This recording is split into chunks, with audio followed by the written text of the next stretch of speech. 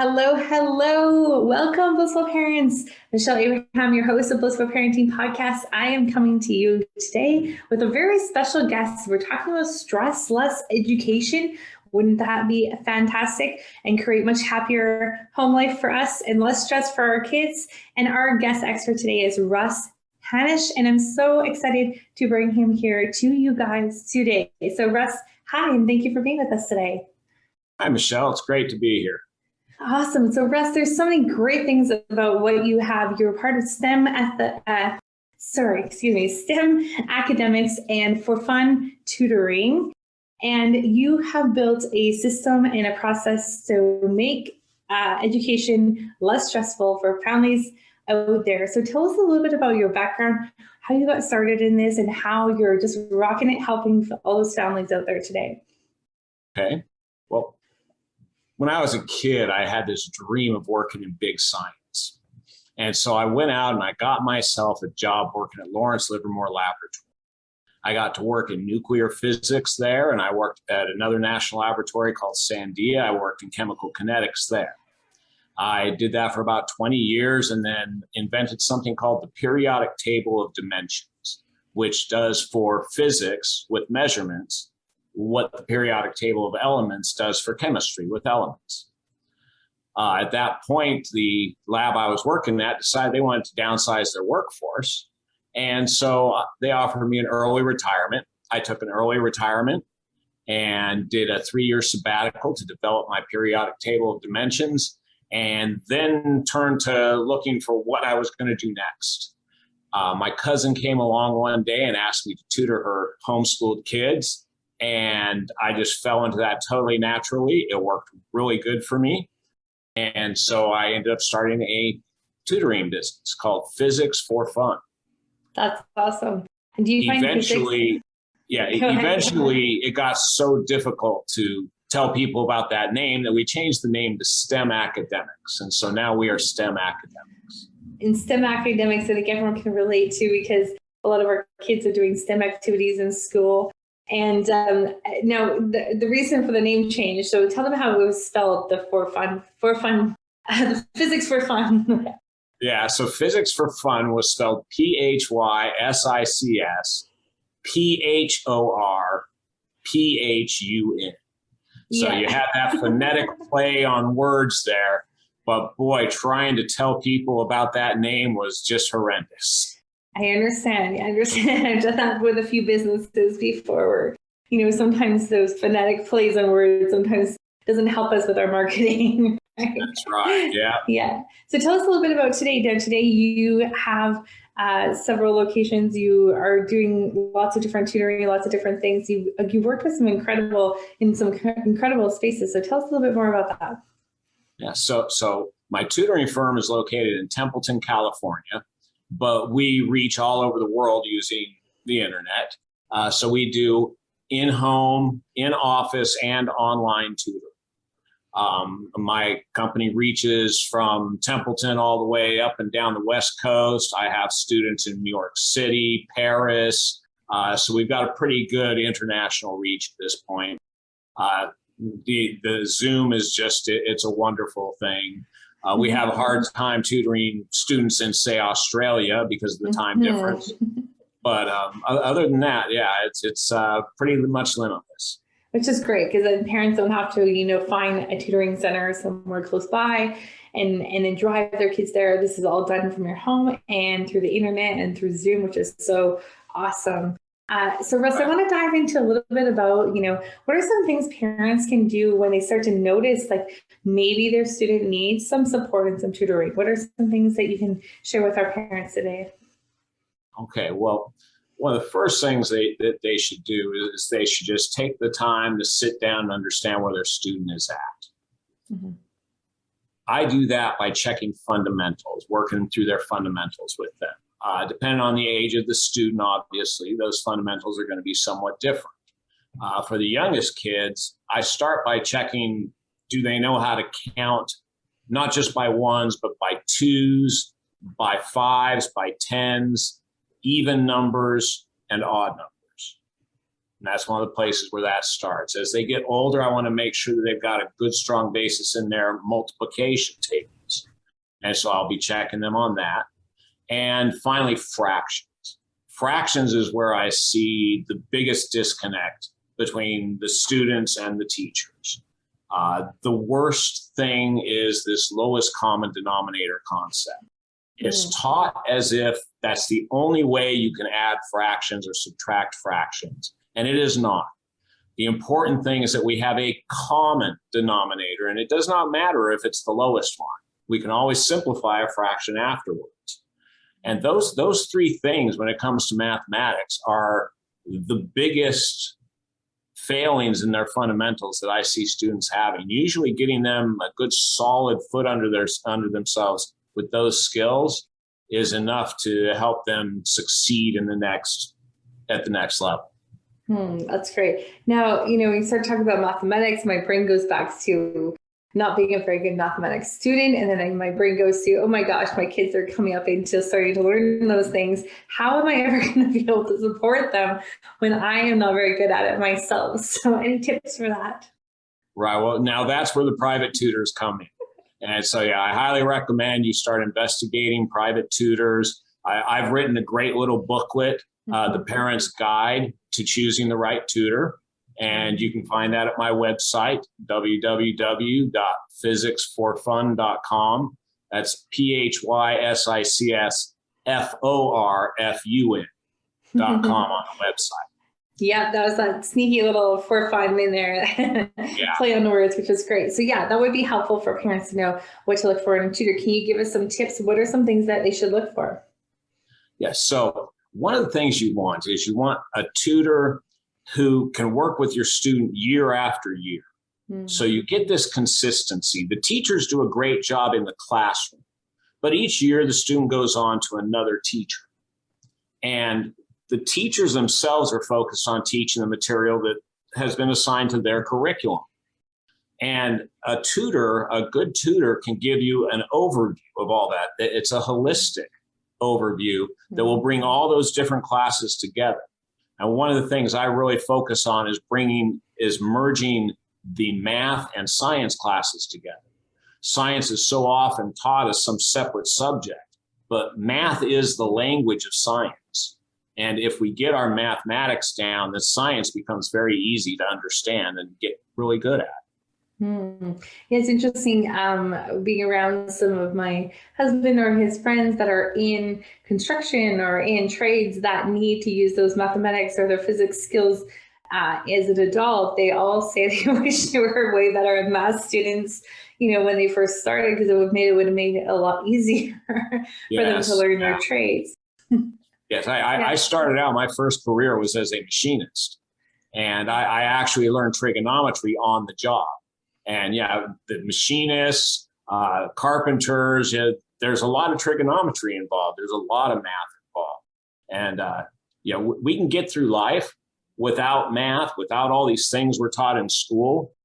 But if we choose to use those things, then we can make our life quite a bit better for ourselves. Yeah, I wish you would have been paid a little bit more attention or had a tutor throughout your years in school then. So now, is it very common for students to have tutors from like elementary school age, or is it more common in high school age? Yeah, in the grade school ages, most of the tutoring that's needed is usually reading. That's where I see the most use for tutors in the younger grade levels. Sometimes we'll run into these roadblocks in math, and it's nice if you have a tutor who can help you with reading and mathematics. We do have a K-7 program. It's not our main focus here at STEM Academics, but we do like to support the younger children so that they have a good foundation by the time they get into middle school and high school. Yeah, that's a great point. Yeah, especially when they start learning the multiplication in the grade school, the younger years, to carry. If you haven't quite got it in the younger years, by the time you get to the harder math, it's a lot harder to still keep trying to learn the multiplication tables. That's right. Yes.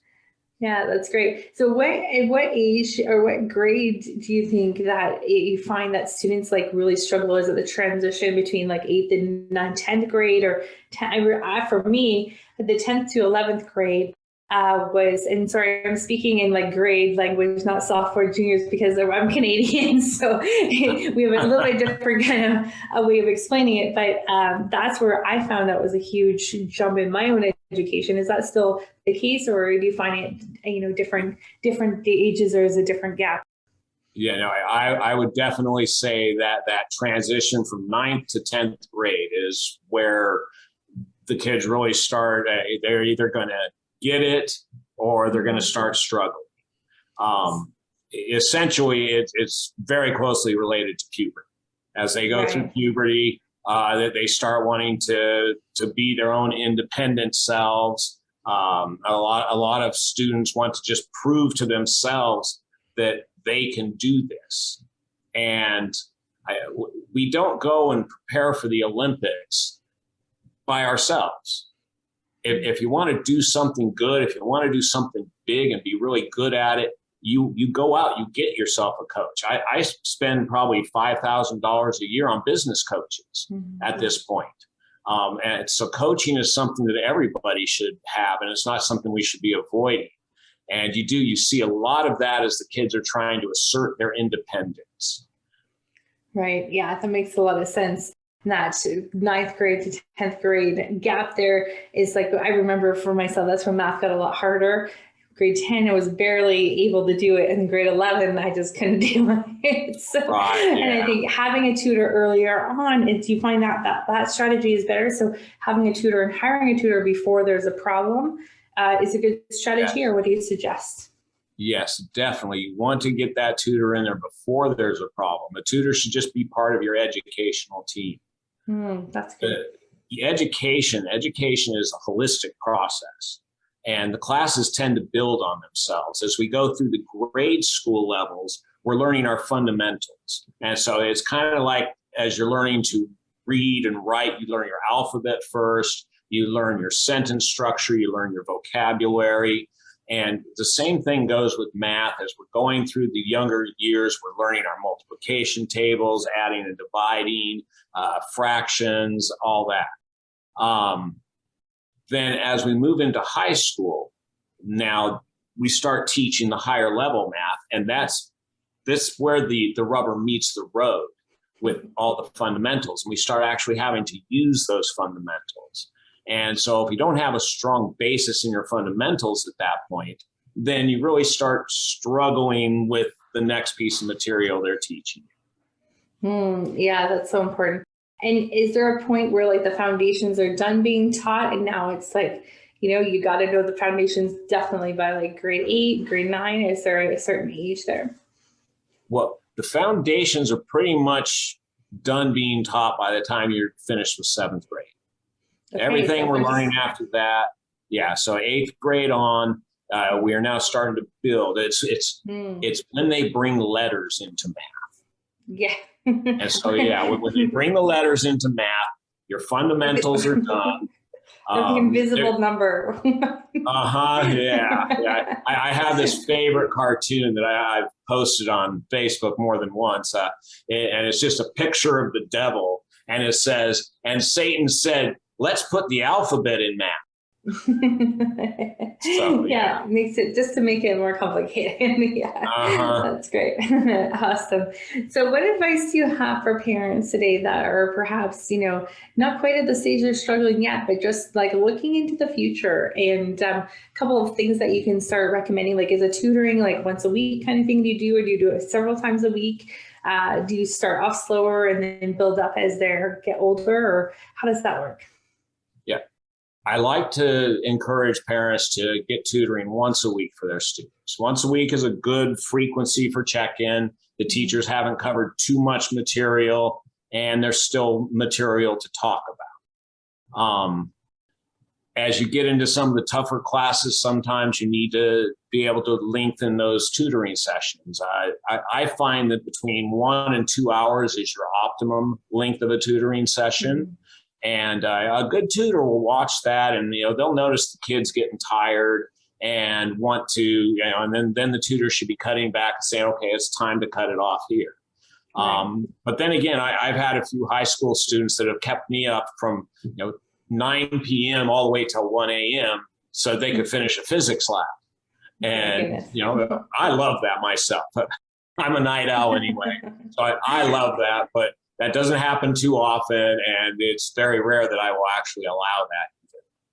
Right.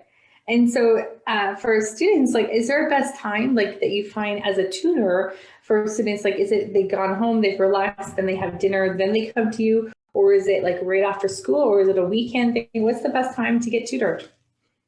That's very much a personality-based thing. Mm-hmm. The sports that they're in, their after-school activities make a big difference there. Mm-hmm. Essentially, my tutoring day starts at about 2:00 in the afternoon. Those are usually seniors in high school who have short days or homeschooled students. 3:30 is the big rush. Students have just gotten out of school. A lot of the students want to just go and take care of the tutoring right after school. Mm-hmm. But then you've got the students who have sports, football, soccer, volleyball, what be it. And they'll come on over, 6:30, 8:00 at night. And then you've got your night owls who really just prefer the 9 and 9:30 appointments. I have 3 of those this year. Wow. Yeah. Which is unusual. Yes. And they're high school students too. Yes, they are. Yeah. They must be busy one of them is a school. promising baseball player. Yes. Oh, cool. Wow. Yeah, that's so interesting. So, Russ, this has been fascinating to learn a little bit more about tutoring and why you should have a tutor. And, I had a tutor growing up, and it certainly helped me. It took the pressure off of my parents, I think, from having to be the ones that help support me in something that maybe they didn't understand or they weren't definitely proficient in. So, any last bit of tips or advice for our parents before we send them off to go check out your website and get some help with tutoring? Yes, definitely focus on the fundamentals with your kids. When you're talking with them, play games with them, have them count, have them add, have them multiply, make them feel like this is a normal part of life. Mm-hmm. And it'll really help your entire household move smoother if they're having fun in school. Cool. And also helps if you use Skittles or M&Ms for counting and math, right? Oh, yes. for grouping. Those are really good for subtraction because they keep disappearing. That's right. And I love car rides also for doing number games or counting. Those are also fun. Yes. We don't need devices in the car. We can just play games and have some fun as a family. Right on. That's awesome. All right. Thank you so much, Russ, for being here on Blissful Parenting Podcast today. It's been a pleasure getting to know you and learning all about tutoring and how we can help support our kids and having a stress-free education. Oh, and wait a second, before I let you go, tell us a little bit about this idea of stress-free education. Oh, I'd say stressless education. Oh, stressless education. I'm sorry. Stressless education. And the idea here is stress is a bad thing. Stress tends to promote chemicals in our body that actually make us kind of dumb. It's like the smart boy that walks up to the pretty girl and becomes just dumbstruck and can't get a word out of his mouth. So these stress hormones just don't help us learn at all. So the idea is to reduce stress as much as possible. But if there's no stress at all, then there's no motivation to move forward. Even a plant grows better when you stress it a little bit. When I live in wine country, and when they're growing the grapes at the end of the year, the end of the season, they stress those grapes by taking the water away. And that makes the grapes sweeter and just a better varietal for the year. And we want to do the same thing with the kids. You want to apply a little bit of stress so they have some motivation, but not enough to stress them out. And so don't take their water away. That's right. Yeah. Make sure they have plenty of water. Yeah, exactly. That's great. Thank you for that explanation of it. I love it because, stress, the homework and after school conversations about what your homework is adds a little stress to our lives as parents. So thank you for making it fun and in having such a great program out there. So for parents, please go and check out Russ's website. And Russ, what was your website again? It's physicsforfun.com. That's PHYSICSFORFUN.com. Awesome. Thank you so much, Russ, for being here today. And thank you, blissful parents. Go out there, enjoy your day, be blissful. We'll see you again next week. Thanks for having me, Michelle.